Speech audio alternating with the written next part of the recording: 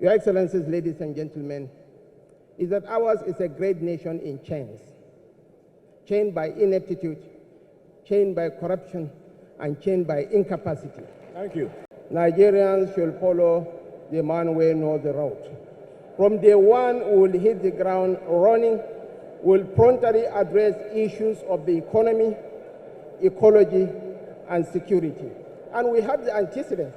I built some of the best schools in Nigeria. Go to Borno and see wonders. You will never believe that it's a place in a state of war. So we are going to replicate our achievements in Lagos, in Borno, and some of the frontline states. Our economy is suffering from self-inflicted economic malaise and externally induced shocks. Ours is a monoproduct economy, and one potent tool of stabilizing the naira, of growing the economy, is by diversification of our sources of foreign exchange earnings. The highest budget we have ever reached was $32 billion. That was under former President Jonathan in 2013. Let us compare equals. We have a population of 200 million.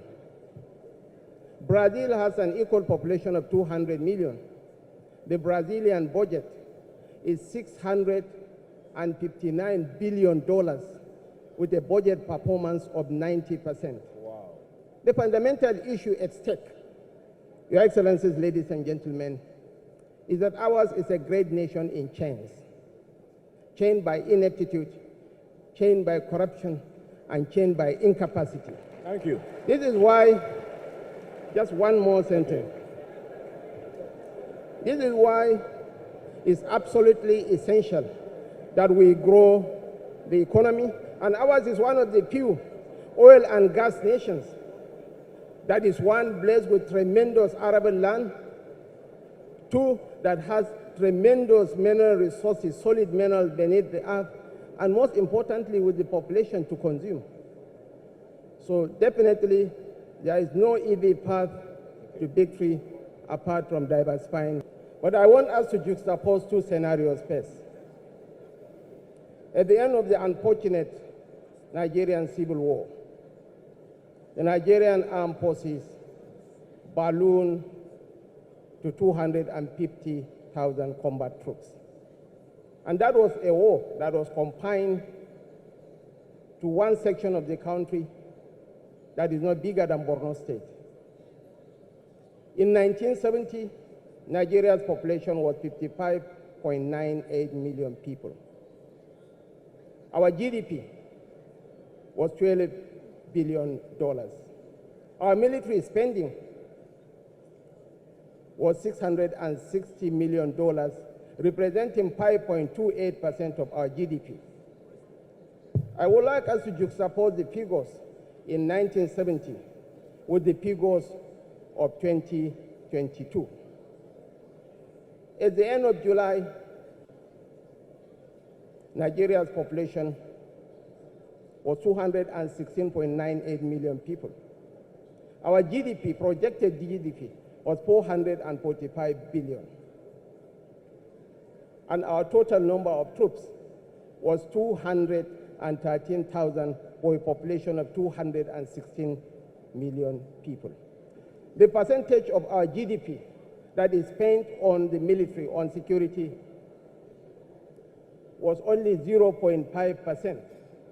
And our peers across the world, Iraq, Israel, Pakistan, Turkey, they are spending between 4 to 5% of their GDP on military spending. Our spending on the military in 2021 was $3.25 billion.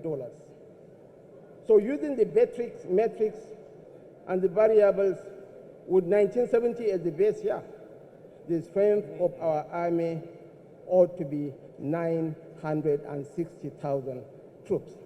And most importantly, when we mount the saddle of leadership, one, we are going to deploy technology. Two, we are going to recruit additional hands. And most importantly, just like Vladimir Zelensky is doing in Ukraine, just like Abiy Ahmed did in Ethiopia in the Tigrayan crisis. I've been in the theater of conflict for 18 years. Even if it's groundnut that you are selling, if you sell groundnut for 18 years, ladies and gentlemen, you can be an expert on groundnut. I will lead the troops. My principal is an economic wizard who transformed Lagos into the third largest economy in Africa. He will concentrate on the economy. By God's grace, I will handle the security arm. Not only handle the security arm, I will lead the troops to battle across the length and breadth of this country. Leadership that has a skill set. Leadership that is in tune with realities. Leadership that has the positivity, the capacity to add value to the society.